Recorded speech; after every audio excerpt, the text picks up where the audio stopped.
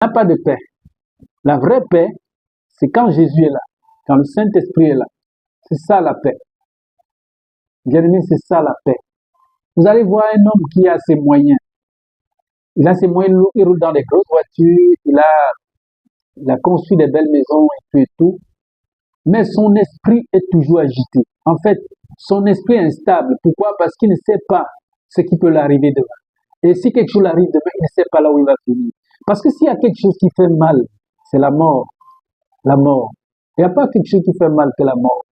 Lorsque nous pensons qu'un jour nous allons quitter la terre, ça fait mal. Ça fait très très mal. Quand on ne sait même pas là où on ira. C'est très mal. Par contre, là où il y a la paix pour un enfant de Dieu, c'est qu'un enfant de Dieu sait qu'à tout moment, le Seigneur peut prendre sa vie.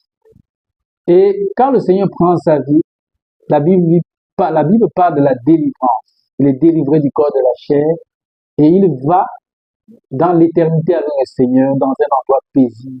Et il vit heureux pour toujours. Ouais, ça rassure l'âme, ça rassure l'esprit. Par contre, si tu n'as pas Jésus, tu n'auras pas cette assurance. C'est pour ça qu'on parle de la paix des enfants de Dieu. Amen. C'est là où on parle de la paix des enfants de Dieu.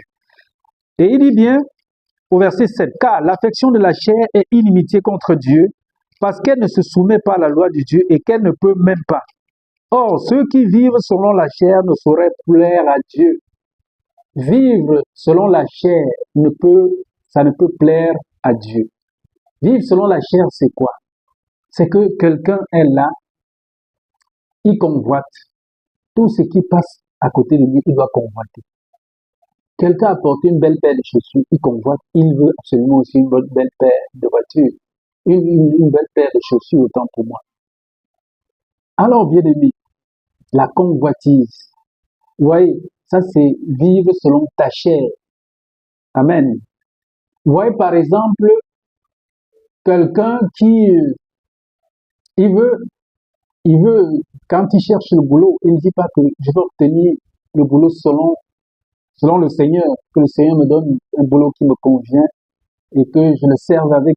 Mais il cherche parfois le travail qui est au-dessus même de ses capacités. Qui est au-dessus de ses capacités.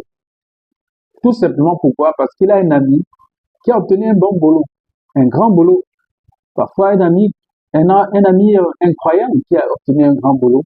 Bon, il veut se mesurer à cet ami. Il veut aussi que Dieu lui donne, comme il sait le Seigneur, Dieu peut lui donner un travail qui dépasse même pour son ami, parce que son ami ne connaît pas Dieu. Bien aimé,